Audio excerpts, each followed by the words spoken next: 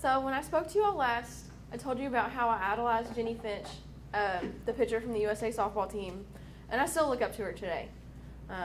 Just to remind you, Jenny Finch has participated in 3 of the 4 of softball's gold medals, which their medal chances ended after 2008. And again, baseball is in the same boat. They no longer have the chance to compete for gold medals.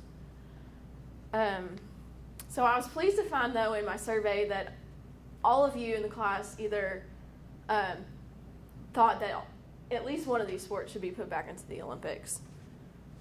So I just want to reinforce the background of the sports and also their path out of the Olympics to show why they should be included in the Olympics. As I told you before,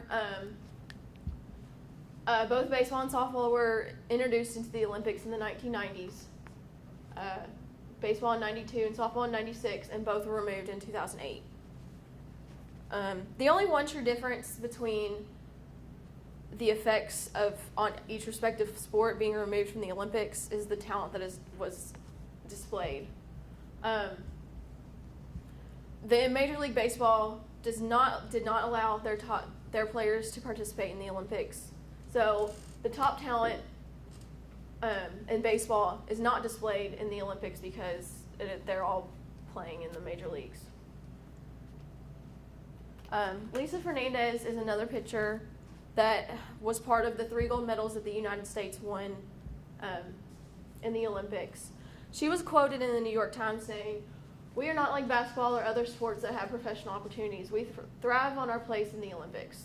And this really just proves the point that softball, the Olympics was really the true stage for softball to show their best talent. Although that they were removed at the same time, they received different criticism upon removal. Baseball was criticized a lot more and was even criticized when it was being added to the Olympics in the first place. Major League Baseball is really to blame, but many people put the blame solely on Major Leagues. They did not allow, for 2 reasons. They didn't allow their players to participate, and also they did not have a strict drug testing both when they was added, and it still did not stand up to the standards that was set by the International Olympic Committee, even when they were removed. And then softball, on the other hand,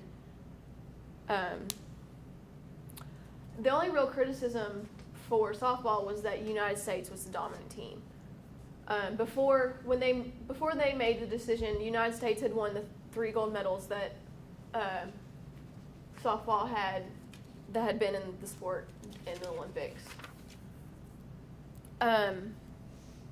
So my main criticism of that is that there are many examples of certain country dominance in other sports besides just softball, that no one has really blinked an eye at or talked about removing those sports. For example, let's look back at the 2012 Olympics for the U.S. men's basketball team. As you can see, they went 5-0 in the 2012 games, and they even beat Nigeria by 83 points. So they were obviously very dominant. And that was found on the United States basketball website.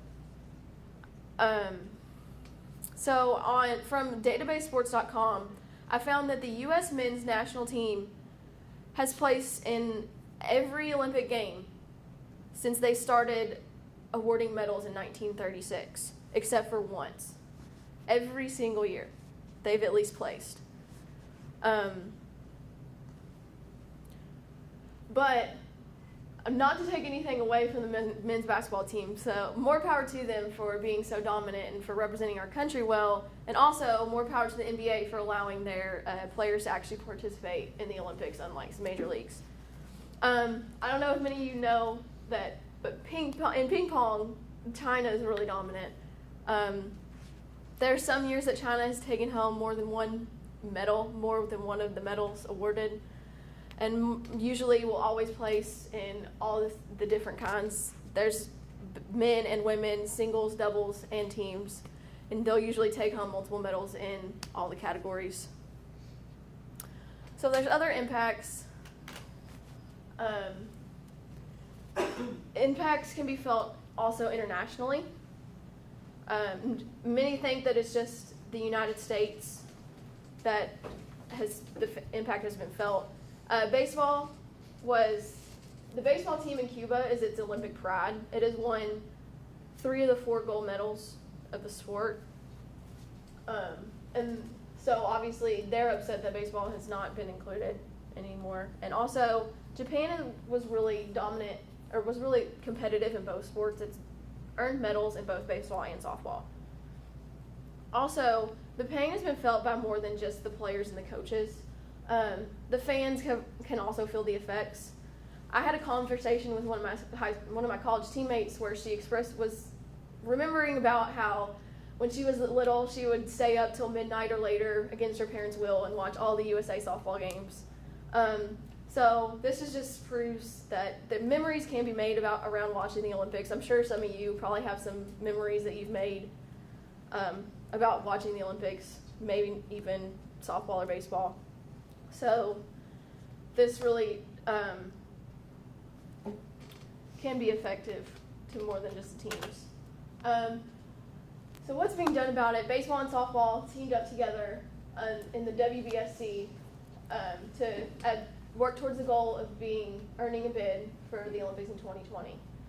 They share some of the same values, support, and built up a case to give against the IOC. So this past September, they stood up against them, and this is an article by the Londoner, which is out of Canada. So it proves that there's more international effect. But again, they failed.